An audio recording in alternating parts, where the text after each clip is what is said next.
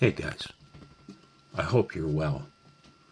Now, I said I was going to take a break, and I am, but the ARRL International DX contest is set to begin this evening, right?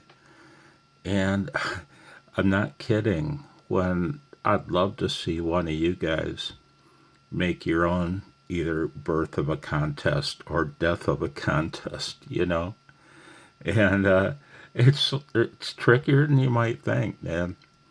I've only had maybe two or three work out to my liking, you know. And I was bored, and I'm getting ready to go out and do a POTA activation, probably on the 17-meter band, to give folks an alternative to working contests.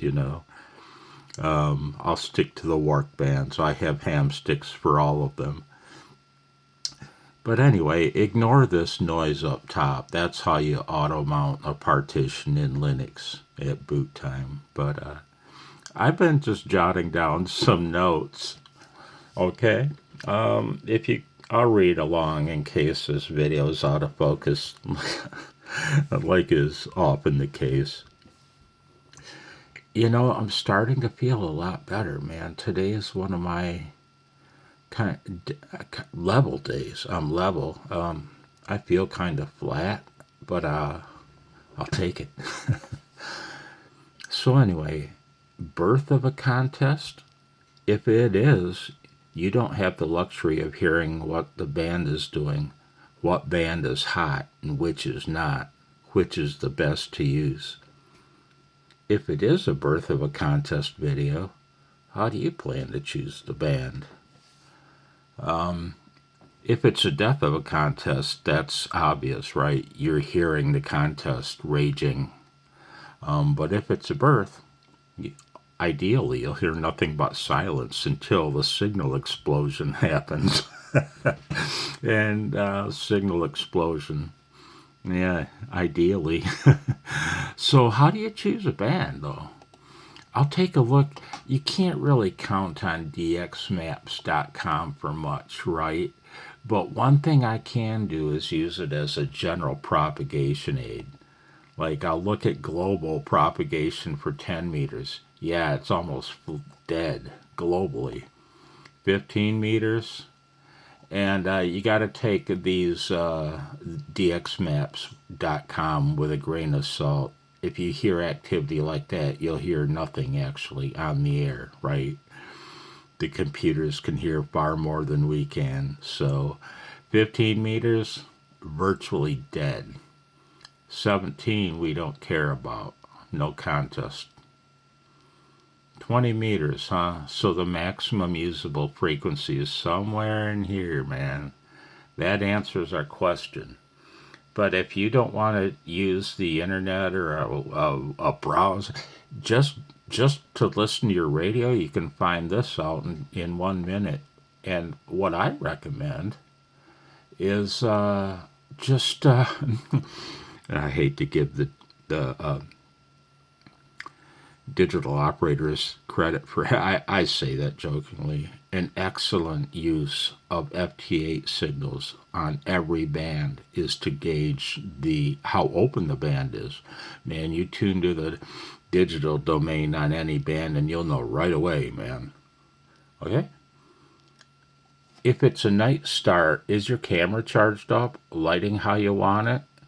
If you're going to do a little added effect at the end, like as the viewer watches, the rig display dies, then the chair slides back, the room light goes out, and all goes to black, like I did in my last one. Well, is the lighting suitable for that? If it's during the day, in a lighted room, are there any nasty glares or reflections in the rig's display window? That'll ruin your video, man. You must remain unseen and unheard. For a birth of a contest video, you're going to have to pick a frequency to park on. Good luck.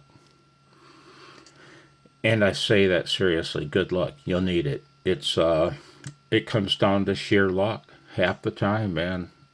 No matter what you do to try to make a great birth or death of a contest video, the element of luck is either going to be on your side or it's not. Have you chosen the best antenna to use? Remember, you're not going to be transmitting on it. And usually, or oftentimes, a non-resonant off-band antenna will provide a far better signal-to-noise ratio and pan adapter display, for that matter, depending on your local noise levels. Is your pan adapter width set to how you want it for the conditions? You got to make it nice and pretty without having it be washed out by QRN. But it's got to be sensitive enough to show lots of signals. And this one's important. Is its center frequency set so that you get a nice happy spread of signals above and below center? For example, if you parked right on the edge of the general class, the lower edge of the general class portion of the bands, you'll see an explosion above your center, but nothing happening below it, because very few contesters go down into those portions of the band, the bottom 25 to 50 kilohertz.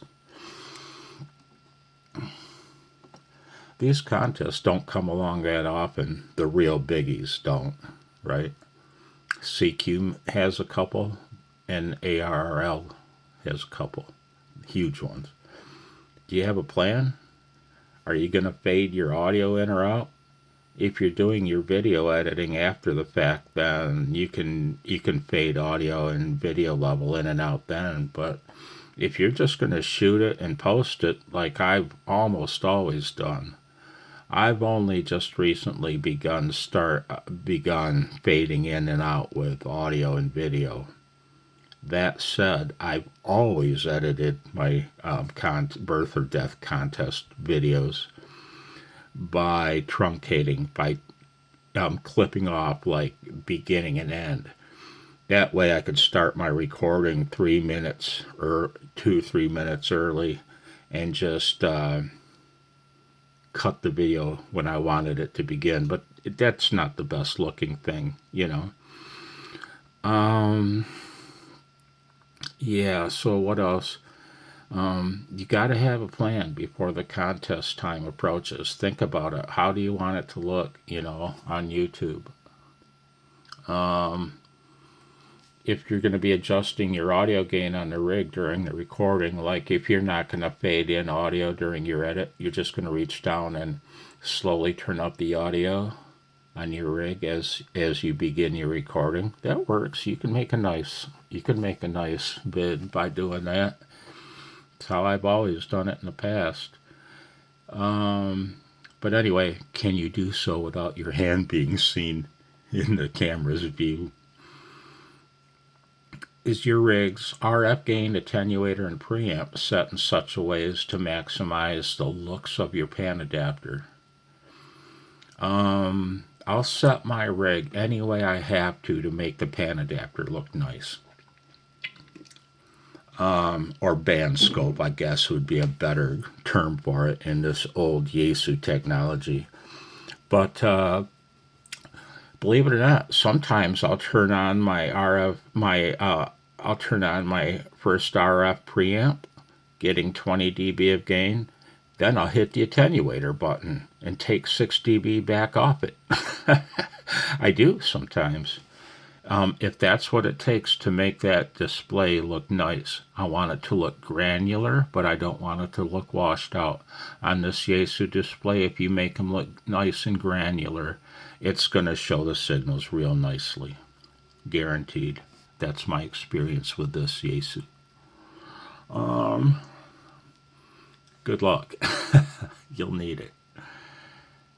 Camera, nice and focused, and at the angle you like, all set up, charged, ready to go. At least 5 minutes before the contest starts. Son, you better be ready to go, because it's almost go time, son. If you're not set up and ready to hit the record button at least 5 minutes before the contest, And that's worked out disastrous for me. These days, I like to have it all set up and ready to rock at least 15 minutes before go time, before show time.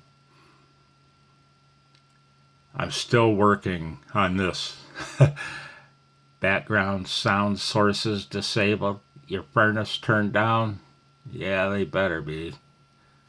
If your studio is your ham shack, which is your laundry room. Everything ready? I think I've already covered audio on the rig, but there you go, guys. And in true fashion, no intro on this video. Well, there is an intro. And in true fashion, Blowzo would like to record the intro last.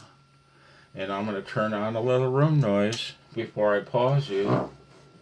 And it's a fan, because we need the wind effect. I'm feeling it, man. I'm feeling it. Because I'm going to pause you. One moment.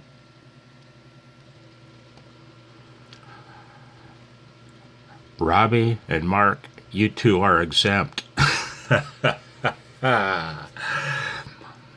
If the woke mob has got control of your mind, or if you're a college snowflake away from your safe room, please bail at this point. Otherwise, I'd like to lead you in the Pledge of Allegiance. I pledge allegiance to the United States of America.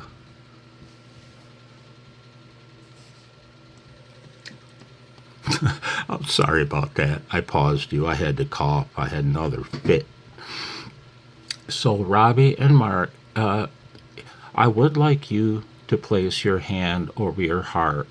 And if you have your own nation's flag before you, face it. And think of your own nation's Pledge of Allegiance. Let me lead you.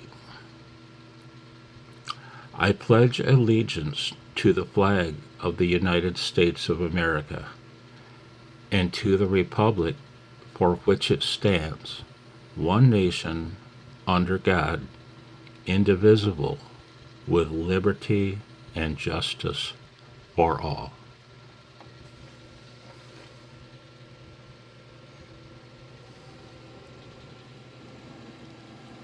And finally, Blowzo has a proposition. I'm going to pause you and set the camera up better. One moment. Now, Blowzo has a proposition. You cannot win a prize for participation, meaning for watching my videos. Blowzo would like to offer prizes to those who make their own birth or death of a contest video. Now, Blowzo feels a bit ashamed of himself, for he was prepared to give away as a prize a vintage 7-segment display out of a Heathkit frequency counter. But you probably can't see it, but half the pins are corroded off. So Blowzo says nay. Blowzo has a pack of 2 screws, maybe a bit over an inch long. I'd say about 2.7 or 2.8 millimeters. They appear to be 632 thread. A package of 2. Blowzo has a vial partially filled with his own custom men's cologne. Blowzo's serious. That's men's cologne, and it smells amazing. all the women will be hounding you, man. Blowzo has a used bridge rectifier. Unknown current handling capability. I'd say 20 amps. Safe guess. It's used, but the leads are long. If you good subs would only make your own amazing birth of a contest or death of a contest videos, these wonderful prizes can be yours.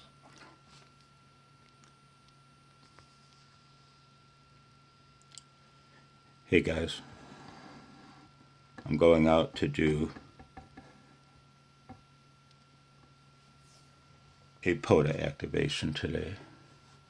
Like I said, it's part of my healing. Check it out. How would you like to make your home in an abandoned missile silo? What do you think, man?